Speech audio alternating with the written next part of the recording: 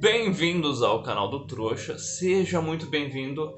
James Cameron bosteja sobre testosterona, então a gente vai falar um pouquinho sobre masculinidade, sobre arquétipo, mas antes de começar, vamos pra vinheta.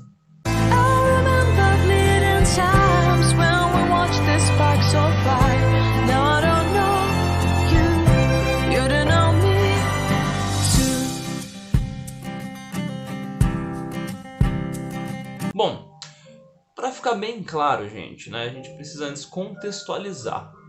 Em que situação James Cameron falou, né, que testosterona é como se fosse um veneno que a gente precisa ir aos poucos eliminando do nosso sistema, né? Ele estava falando da carreira dele, tá? Então que ele assim, hoje ele não faria algumas coisas que ele fez no começo da carreira, de você se arriscar, de se colocar em situações aí perigosas, enfim, ele estava falando sobre isso. E aí ele comentou, né, que ele vê que a testosterona é como se fosse um veneno que atrapalha aí, né, muitos jovens e que deveriam eliminar isso do corpo deles. Então, por que ele falou besteira? Né? Primeiro, porque a testosterona tem um papel fundamental, tá? Eu não vou me estender aqui sobre a testosterona, mas eu vou deixar aqui dois estudos que falam sobre isso, tá?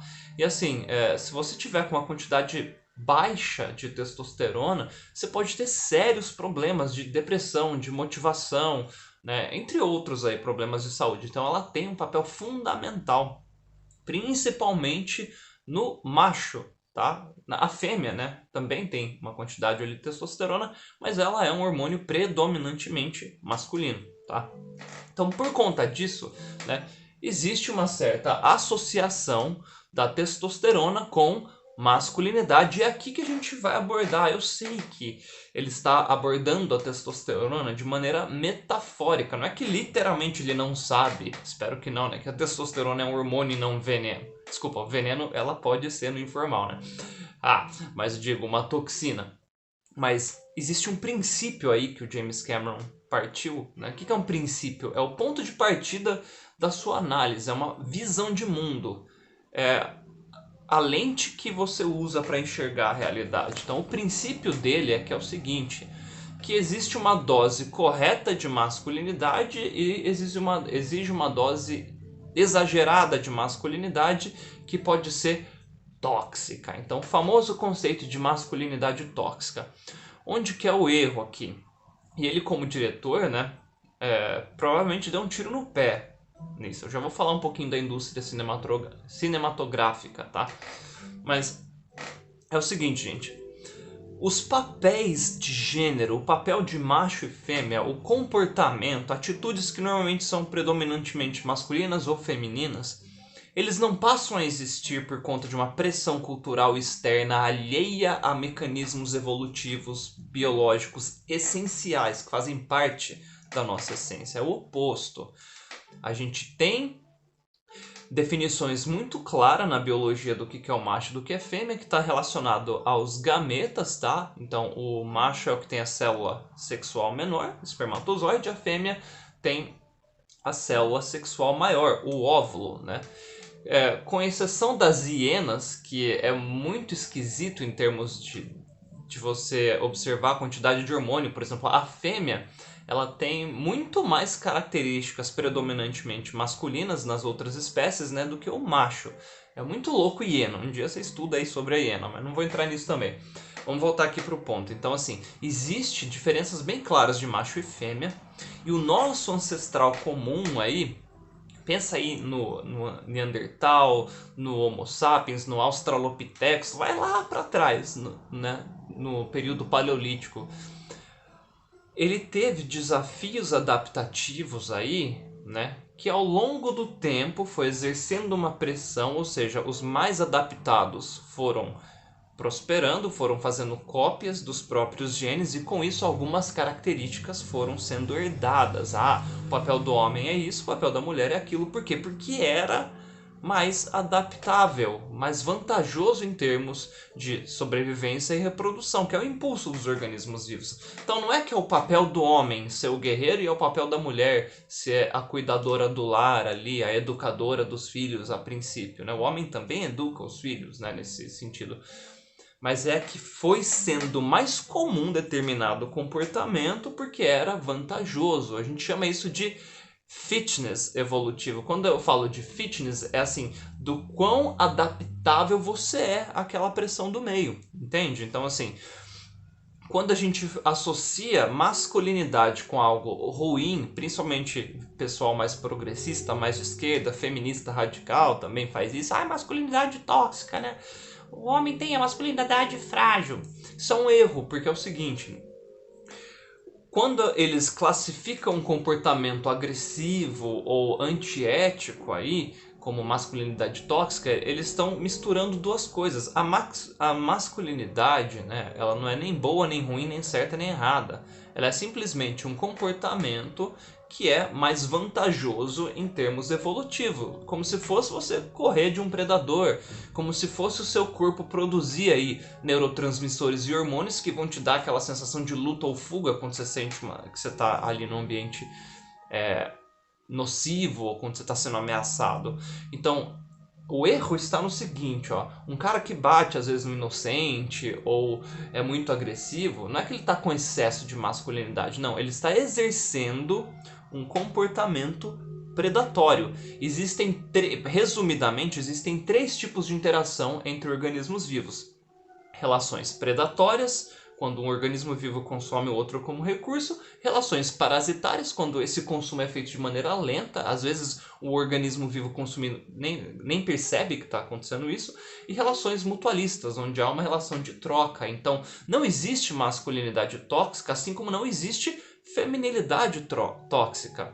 Não existe uma dose necessária de masculinidade ou feminilidade, só existe o comportamento, entendeu? Então, assim, quanto mais masculino você for, não vai chegar a um ponto, foi masculino demais, aqui passou. Quanto mais feminina, não, porque não há um degradê aí. Existe o papel do macho, o papel da fêmea, que é vantajoso ou não em termos de processos biológicos evolutivos. Então, por exemplo, ó, o homem seu provedor e o protetor, a fêmea ficar ali cuidando dos filhotes. Isso não está sendo exagerado em termos de masculinidade ou feminilidade. O cara ser agressivo, ser violento quando precisa ser, ou seja, em situações que ele vai proteger a família dele, não quer dizer que isso é uma dose correta de agressividade, de masculinidade, e se ele dá uma porrada num cara num bar aí, o cara fechou ele no trânsito, ele está sendo mais masculino de maneira exagerada. Não, ambos estão dentro do mesmo comportamento. O que vai diferenciar aí é a função do córtex, principalmente o córtex pré-frontal aí, que é onde a gente tem uma inibição de impulsos. Então, você tem o córtex pré-frontal saudável, você consegue retardar uma recompensa, você consegue, eu tô com uma vontade de dar um socão na boca aqui, mas isso, você fazendo uma relação de trade-off. O quão vantajoso ou desvantajoso vai ser aquele comportamento em termos de continuidade genética. Então, peraí, se eu dar um socão aqui, porque o cara me fechou no trânsito, pode ser que o cara esteja armado, eu coloco minha vida e a vida da minha família em risco. Pode ser que o cara vá me processar, eu vou perder recurso. Então, assim, você inibir aquele comportamento agressivo não quer dizer que você está sendo menos masculino, ou seja, teve uma dose menor de masculinidade. Esse é o erro, espero que seja claro para você. São coisas separadas aí, entendeu, gente? Do mesmo jeito que se uma mulher ela faz coisas que são normalmente atribuídas a uma delicadeza, a uma criação da vida, né? Tipo, ela é meio aquela esposa mais tradicional que vai ficar em casa cuidando dos filhos, fazendo comida, lavando roupa, enfim, esse tipo de coisa. Não quer dizer que ela está sendo corretamente ou não feminina. É só um dos aspectos mais comumente atribuídos à fêmea porque foi vantajoso em termos de continuidade genética. E tudo isso que eu estou fazendo aqui, gente, é apenas uma descrição. Não quer dizer que seja certo ou errado, bom ou mal. É isso que vocês têm dificuldade em fazer.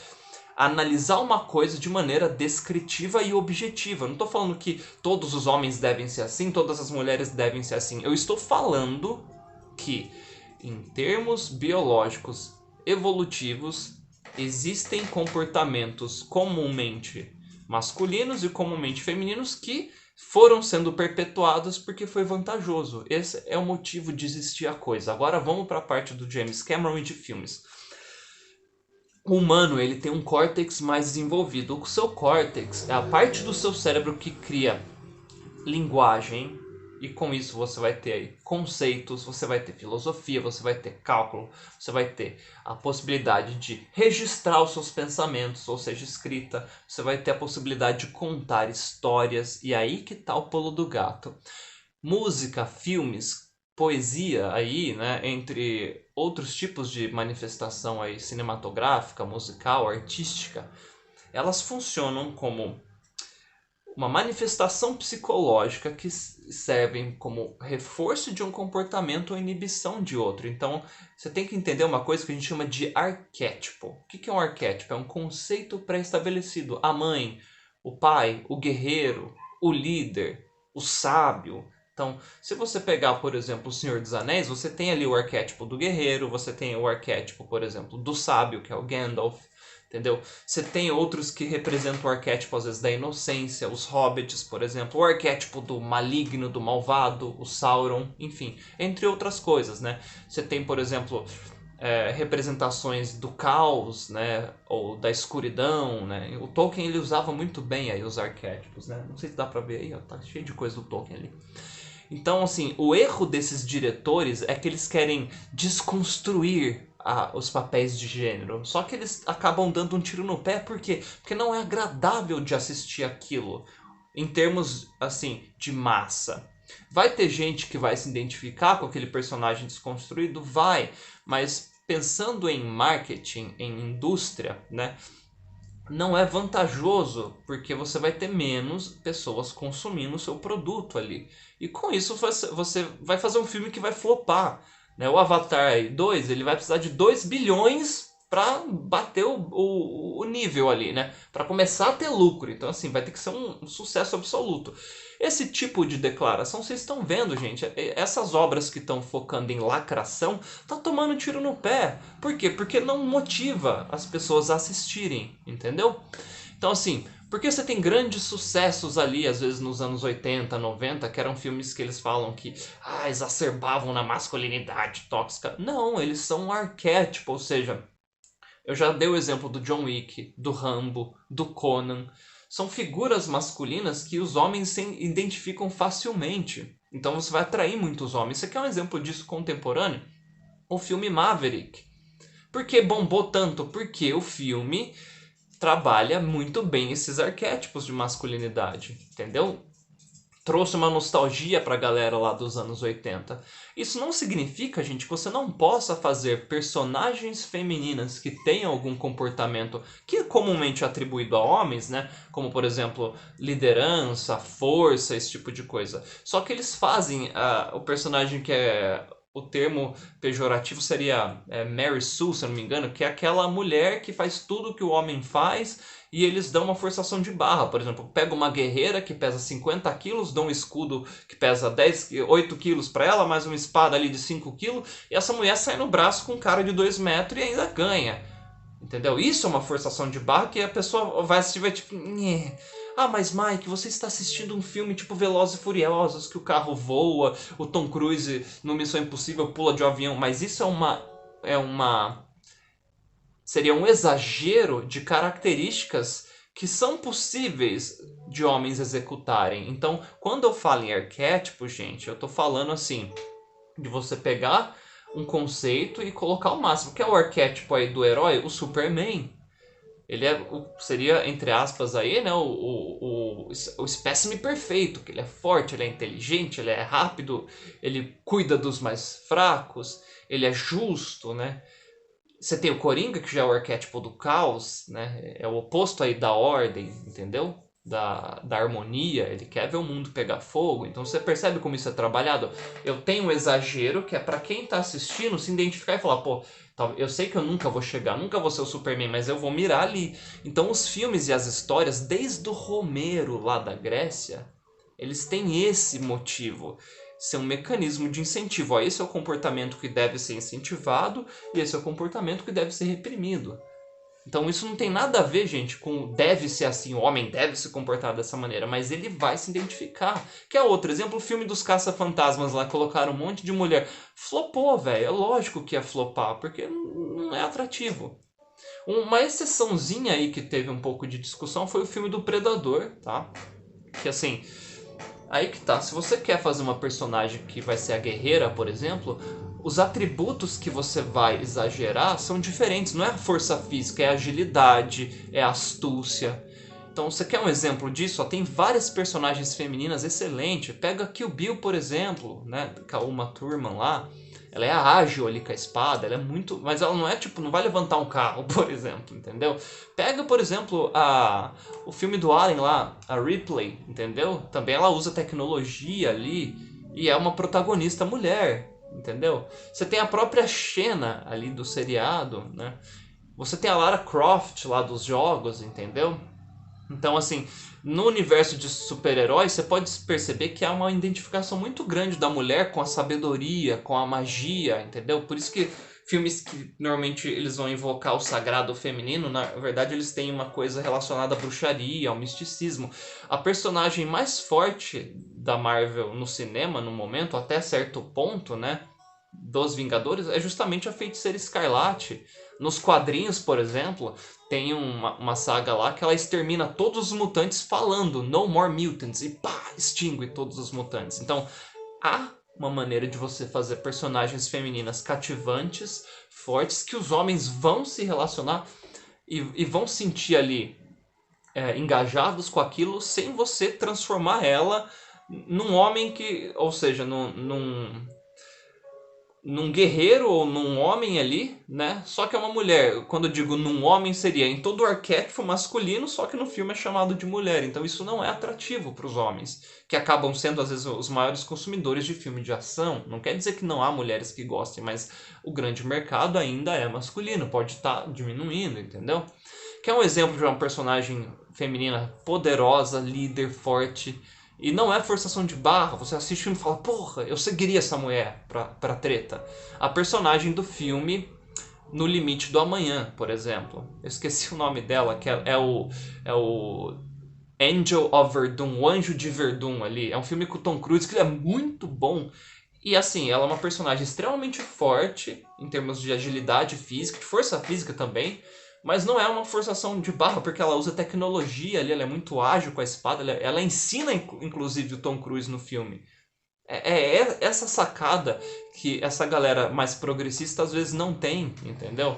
Aí eu vou fechar aqui esse vídeo dando um exemplo de um... Você quer ver personagens femininas muito bem trabalhadas, assim, excelente, e que você vai ter todos esses arquétipos aí sendo bem trabalhados, né? Não é à toa que é o mangá de maior sucesso aí, não é à toa que já está aí com mais de 20 anos de sucesso, One Piece.